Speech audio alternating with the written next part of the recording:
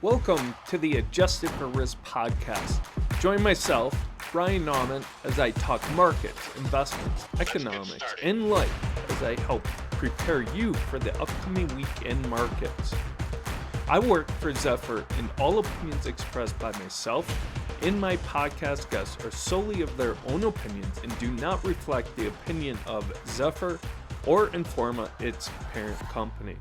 This podcast is for informational purposes only and should not be relied on for investment decisions. Hello, everyone, and welcome to Zephyr's Adjusted for Risk podcast. This is Ryan Nauman, and we are here on site at Exchange Conference. I am really excited about the next conversation that I'm about to have, as my guest is a wealth of knowledge regarding the asset management space, and he's going to give us an update on the state of asset management. But before we get started, this episode is sponsored by the award-winning Zephyr, which helps investment professionals make more informed investment decisions. I am honored and excited to introduce Mannik Dhillon. With me today, Mannik is the president of Investment Franchises and Solutions and head of product strategy at Victory Capital. That's quite the title, Mannik. You wear a lot of hats, I believe. Mannik, can you tell us a little bit more about yourself and Victory Capital? Sure, and it's great to be here with you in person. It's quite an event here at Exchange, and should be a good few days for everybody. Victory Capital is a multi-boutique asset manager, if you will.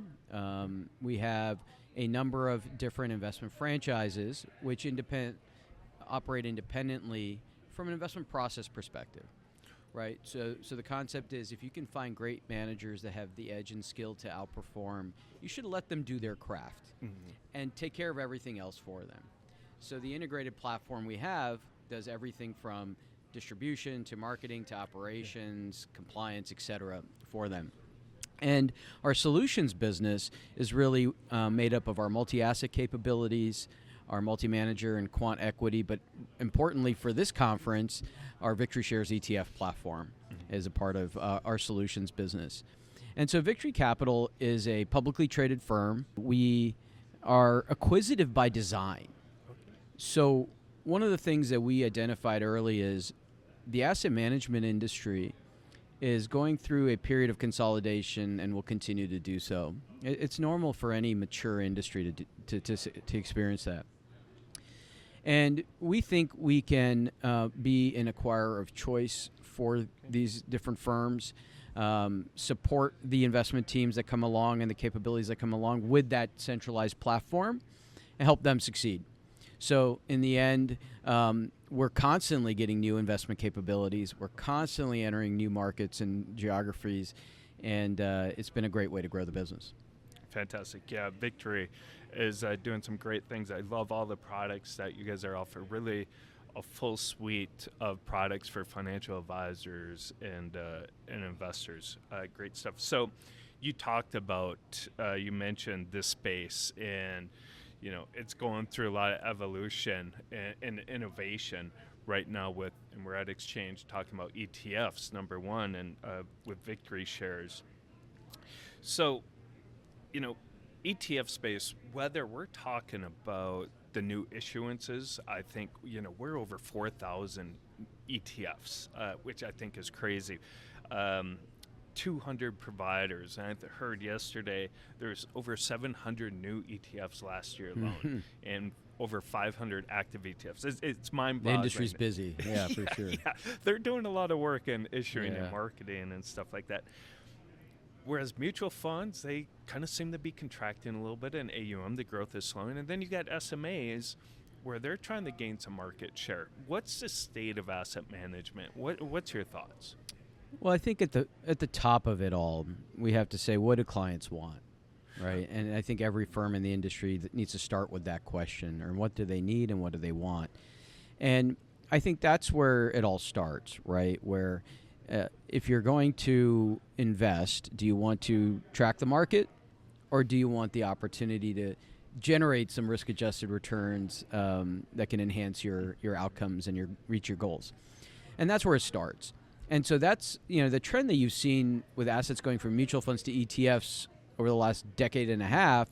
Well, a lot of that on the equity side was driven by the fact that indexes were just, beta market cap indexes were just doing so well. People wanted low cost and they want exposure. And frankly, in the last even, handful of years, a couple of handfuls of years, it's not been a bad investment, right? Cap weighting, big stocks just get bigger and so forth. However, in order to outperform, you need to be different from the market. Yeah. And that's where the asset management industry really needs to focus, is where can you truly differentiate from these market cap exposures? Can you do it and also perhaps do it with less risk?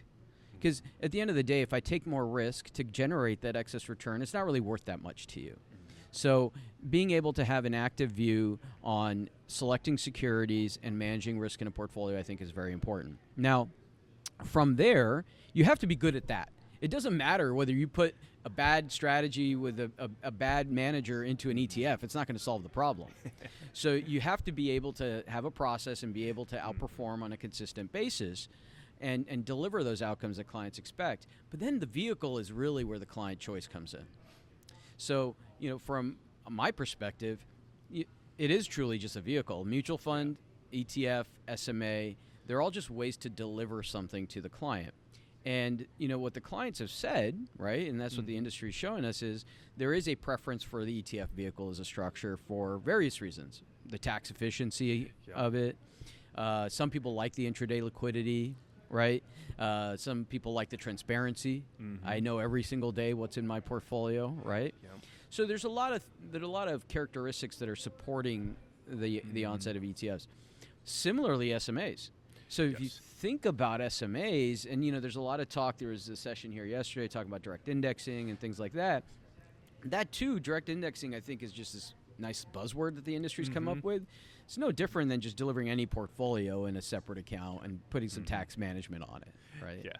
Yeah, you're exactly right, and I'm really glad you brought that up.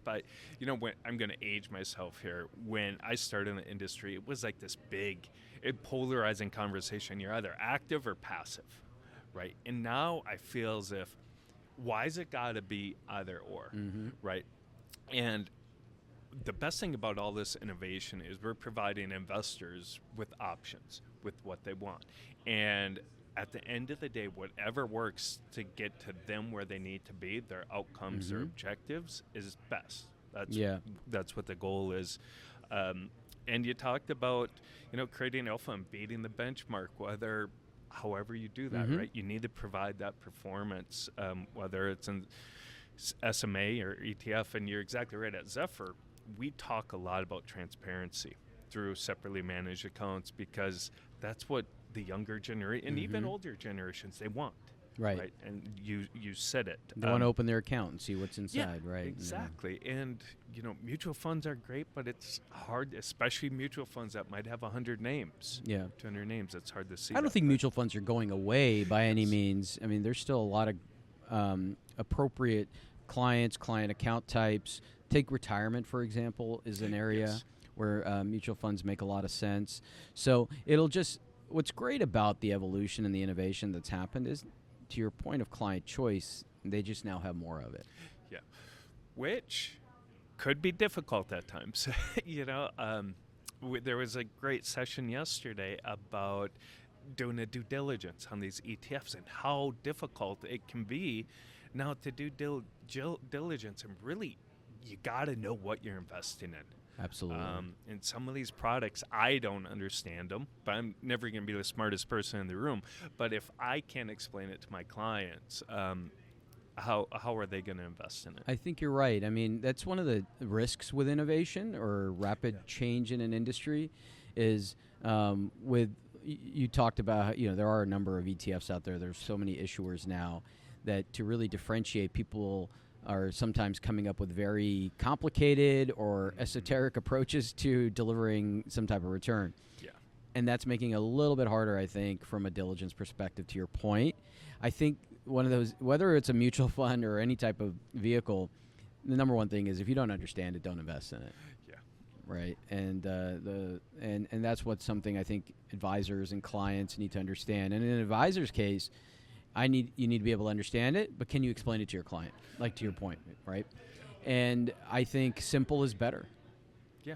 You don't need to create the most complicated mousetrap to outperform the market in certain cases. You're exactly right. And just to put a mix, combine them, SMA, mutual fund, ETF, get some risk in there, get some defense and so Right. on. So we talked about this growth a lot, 700 new product offerings, 500 new active ETFs. Is this sustainable? I think it is. You got to juxtapose it to how many different strategies and managers are in the mutual fund space.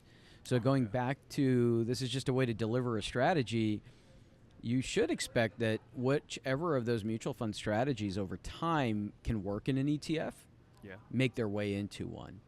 And that's what you've seen, I think, in the last probably 2 to 3 years, where there were some holdouts in terms of large asset managers that were mutual fund dominating, had dominant market share, that held off on the ETF platform creation for a long time. And now they've capitulated and said, hey, I have to relent and say the ETF is a good structure for a lot of clients. And can I deliver my active strategies now in it? Yeah.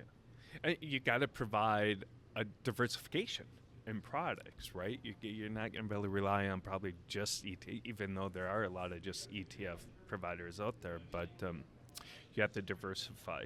What's Victory doing to address these trends? So one of the things that we've always tried to do is build a very diversified business. But diversification is not just around asset classes.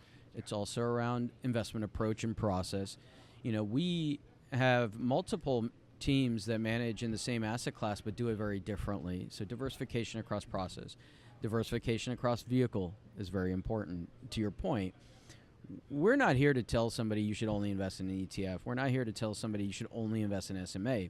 We're saying we have some really great investment capabilities, we think. We can provide them to you however you'd like, what makes sense for you and your client. And so continuing to expand the vehicle set that we can make strategies and capabilities available to clients, I think is an important thing, and we're going to continue to focus on it. And then, as I mentioned earlier, we think with the consolidation that's happening in the industry, it's a couple of things that are driving it, right? One is just the maturity of the industry, but the other is clients, whether they're large gatekeepers and platforms or advisors, are wanting to do business with less firms. So the firms they do business with have to make sure they have a diversified investment capability set, diversified vehicle set. And so that's what we're focused on, and growing through acquisition is a explicit part of our strategy. And so we will continue to look at new ways to bring new investment capabilities, new vehicle wrappers, and also new distribution channels. In your communication with financial advisors, what's one of the biggest concerns or maybe issues they have with just this trend and just the growth in ETFs? Is there maybe some pushback or some concerns they have? Well, a little bit is just they are inundated with new product, right? So from the standpoint of them trying to figure out what to put in their client portfolios, it's getting a little bit harder every day. But, when they can find an asset manager with a strong brand that they trust, they can look to them and kind of start to look at all their different investment capabilities and so forth. But I think the innovation challenge or the proliferation of ETFs, where it's going to become challenging for the advisors is back to truly understanding when they work and when they don't work. And that depends whether it's a rules-based strategy or an active strategy. There are going to be different risks to it. But also, size and scale will matter. So I think some of those new launches and the new innovation may never even make it to an advisor's desk.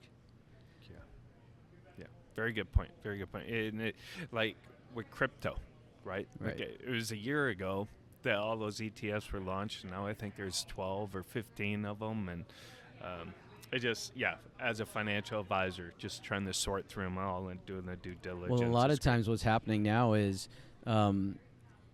different issuers are more or less issuing the same type of product at different fees and some slightly different features, and that's going to make it even more difficult for advisors to sift through that.